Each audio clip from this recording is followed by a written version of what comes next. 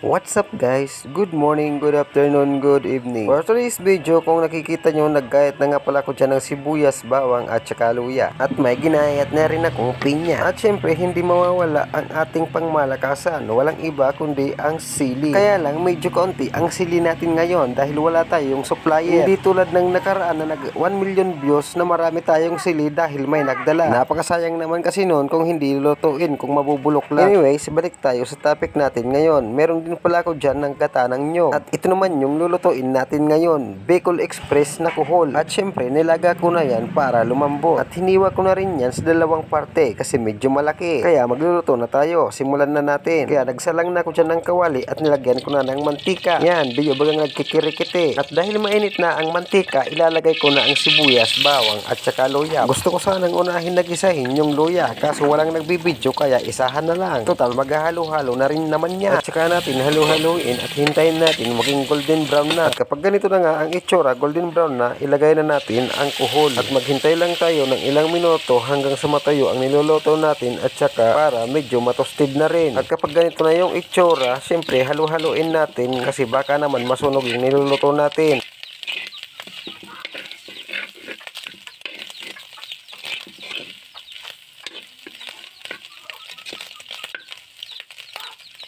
At dito nga, ilalagay ko na ang gata ng nyog. Yan, perte na namang kade. Pang isura na, pang pulutan pa.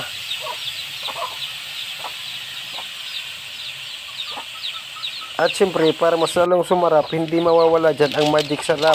Nestle niya, nadaklan muna ako. At saka tayo maglalagay ng asin. At pasensya na po kayo kung meron kayong naririnig na may mga nagtitwit-twit dyan kasi mga sisiw yan ng manok namin. Kasi dyan lang yan sila sa tabi-tabi, nanonoka. Para pag lumaki na yan at pili ng lutuin, may maikakontent na naman tayo. At dito, ilalagay ko na ang sili bago matuyo ng tuluyan ang niluluto natin. At pagkalipas ng ilang minuto, isusunod ko nang ilagay ang pinya. At hintayin na lang nating maluto ang pinya at saka natin nahanguin. Yan o, nagmamantika na. Swabing-swabe ng pangulam at pangpulutan. Inumin na lang ang kulang. At ito na, the moment of truth. Titikman na natin ang ating nilutong Bicol Express na kuhol. At hanggang dito na lang ang video natin na to mga tropa. Salamat sa panonood. Peace out.